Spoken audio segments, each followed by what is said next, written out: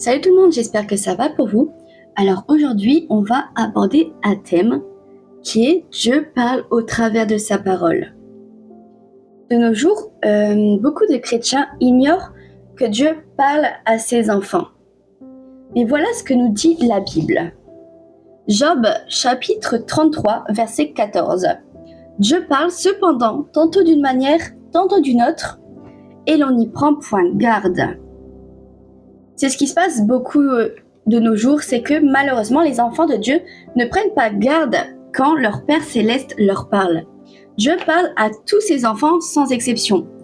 Il ne parle pas uniquement aux prêtres, aux pasteurs, etc. Il parle à tous ses enfants. Et ceux qui prétendent le contraire, eh bien, sont de faux enseignants et de faux prophètes, et la Bible en parle. En Romains, chapitre 8, verset 14, il est écrit « Car tous ceux qui sont conduits par l'Esprit de Dieu sont fils de Dieu ». Donc vous voyez un petit peu, ce verset nous dit clairement qu'en fait, que ceux qui ne sont pas guidés par le Saint-Esprit, Saint-Esprit que l'on reçoit à sa conversion, à sa nouvelle naissance, ne sont pas fils de Dieu. Car un enfant de Dieu qui a le Saint-Esprit en lui va être guidé par cet esprit. Cet esprit va lui donner des pensées, va lui donner des directions. Mais après avoir appris cela, que le Saint-Esprit nous parle, que Dieu parle à ses enfants, on peut se demander quelles sont les manières de Dieu de parler. Eh bien, dans Joël chapitre 2, verset 28, on nous dit « Après cela, je répandrai mon esprit sur toute chair. Vos fils et vos filles prophétiseront, vos vieillards auront des songes et vos jeunes gens des visions. » Donc, ça nous montre deux manières dont Dieu parle déjà. Donc, Dieu nous parle par des songes, puisqu'il est dit « Vos vieillards auront des songes » et par des visions, puisque c'est écrit « Vos jeunes gens auront des visions ». Mais ce n'est pas que. Alors, je n'ai pas cité tous les versets bibliques qui montrent les manières de Dieu de parler, mais je vais vous les dire. Alors, Dieu va parler par des songes et des visions, on l'a vu. Il va parler par vos pensées, il va vous insuffler des pensées, et c'est par le discernement des esprits, qui est un don du baptême du Saint-Esprit, qu'on va pouvoir discerner la voix de Dieu. Dieu va pouvoir parler aussi au travers ses serviteurs, quand même, au travers des pasteurs, des prophètes, évangélistes, etc. Et même au travers des frères et sœurs qui n'ont pas de ministère. Dieu peut parler au travers des circonstances aussi. Par exemple, je ne sais pas si, par exemple, vous avez prévu d'aller en soirée, que vous savez que dans cette soirée, il y aura de la drogue, de l'alcool, etc. Et que, bizarrement, sur votre route, il y a énormément de bouchons, que vous allez arriver en retard, voire même pas pouvoir aller à la soirée. Eh bien, demandez-vous si ce n'est pas le Saint-Esprit qui vous parle et qui vous dit que votre place n'est pas là-bas, en fait, tout simplement. Donc voilà, par exemple, une des circonstances où on peut entendre la voix de Dieu. Sachant que Dieu va plutôt se faire entendre comme un souffle, une brise légère, plutôt qu'un éclair. Il y a des passages dans la Bible qui le montrent, encore une fois, je ne vais pas vous les citer, mais je vous invite à aller étudier la Bible régulièrement. Et on va y venir. Dieu peut aussi se faire entendre par voix audible, il peut envoyer des anges aussi, mais ces deux cas sont vraiment très très rares. Il y a très peu de personnes qui ont vécu ça quand même. Dieu principalement va parler plutôt par des confirmations intérieures, par des ressentis. Mais il va parler aussi, et ça c'est énormément, la plupart du temps c'est comme ça qu'il va parler, c'est au travers de sa parole, au travers de la Bible. Et j'insiste sur ça parce que je sais malheureusement que beaucoup de chrétiens ne lisent pas leur Bible. En Osée, chapitre 4, verset 6, il est dit « Mon peuple est détruit parce qu'il lui manque la connaissance ».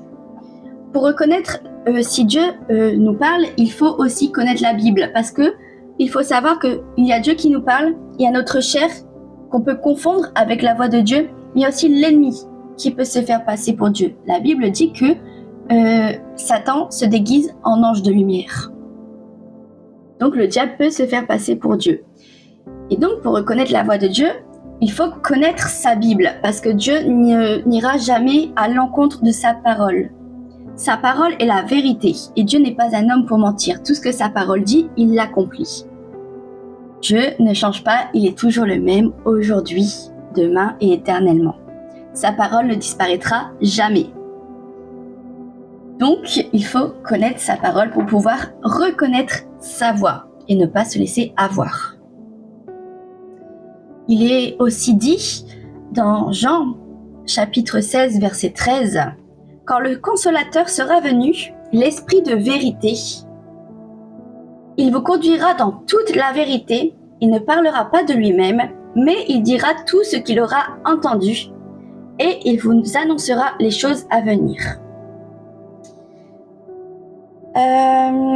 Donc, ça nous montre que le Saint-Esprit va nous apprendre les voies de Dieu, va nous conduire dans toute la vérité, parce qu'il faut savoir, alors, qu'on peut lire la Bible selon la chair, et dans ce cas, cela va être juste comme un livre qu'on lit en fait, mais on peut lire la Bible selon le Saint-Esprit, donc avec l'Esprit de Dieu, et là, la Bible va devenir vivante.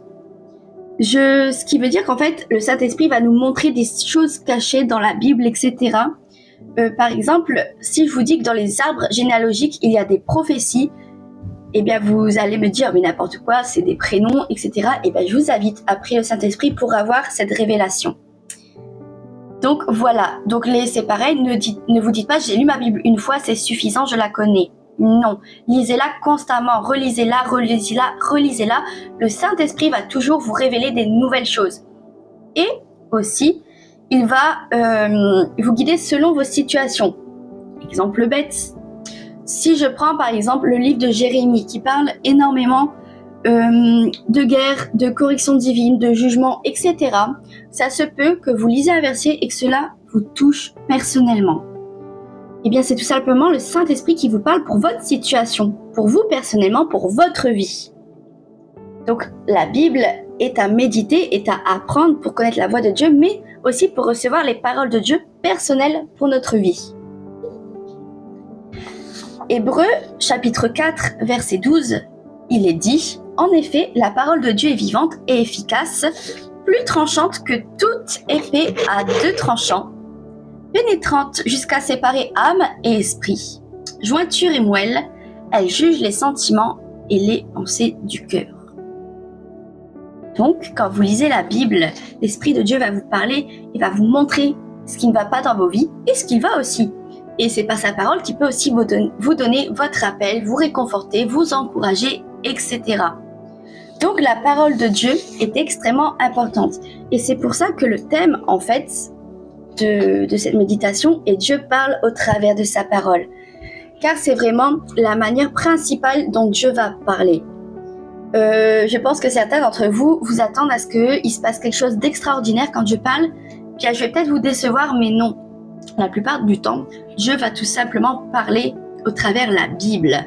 Ça va être des versets qui vont vous toucher personnellement, qui vont vous parler pour votre situation personnelle ou pour la situation des frères et sœurs de votre famille, etc. Vous pouvez recevoir des paroles de connaissance, etc. en lisant la Bible.